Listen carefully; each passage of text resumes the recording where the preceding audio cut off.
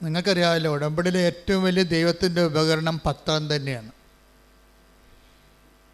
പത്രം നമ്മൾക്ക് ഇപ്പോൾ യൂട്യൂബിൽ സാക്ഷ്യം കേൾക്കുന്നതിനൊക്കെ കൂടുതൽ ആൾക്കാരാണ്, കൂടുതൽ സങ്കടക്കാരാണ് പത്രം വഴി ദൈവത്തെ അറിയണത്. അതുകൊണ്ടാണ് നിങ്ങൾ അതുകൊണ്ട് കയ്യിൽ കൊടുക്കണമെന്ന് പറയുന്നതിൻ്റെ കാരണം.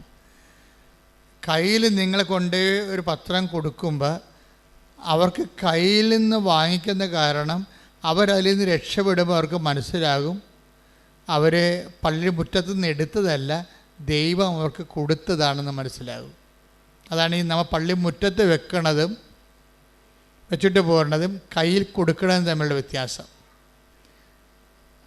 നമ്മൾ പള്ളിമുറ്റത്ത് വെക്കുമ്പോൾ അവരെടുക്കുകയാണ് ചെയ്യണത്, പക്ഷെ നിങ്ങൾ കൊടുക്കുമ്പോൾ ദൈവം അവർക്ക് കൊടുക്കുകയാണ് ചെയ്യണത്. അപ്പോൾ ദൈവത്തിൻ്റെ ഒരു ഉപകരണമായി നിങ്ങൾ മാറണത് നേരിട്ട് കൊടുക്കുമ്പോഴാണ്.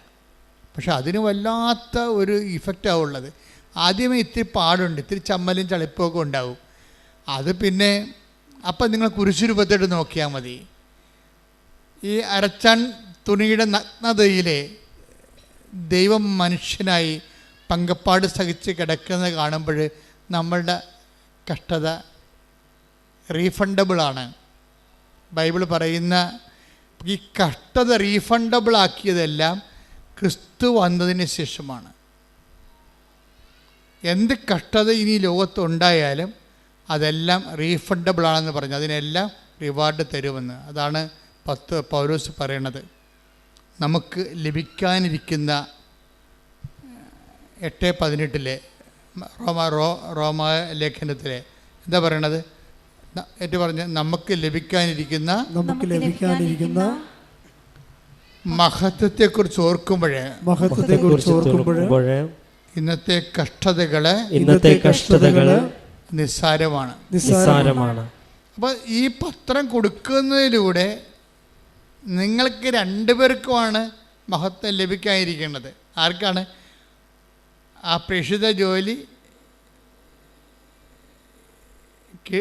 ഏറ്റുമേടിച്ചവർക്കും അതുപോലെ തന്നെ കൊടുത്തവർക്കും രണ്ടുപേർക്കും അനുഗ്രഹമാണ്.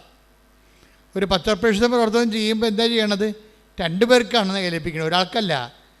പത്രം കൊടുക്കുന്നവർ, കിട്ടുന്നവർ അതിലൂടെ ഉടമ്പടി എടുത്ത് ദൈവത്തെ അറിഞ്ഞ് അവർ പിന്നെ 10,000-കണക്കിന് മനുഷ്യരെ അതിലേക്ക് ക്ഷണിച്ച് അതിൻ്റെ അനുഗ്രഹം ആർക്കാണ്?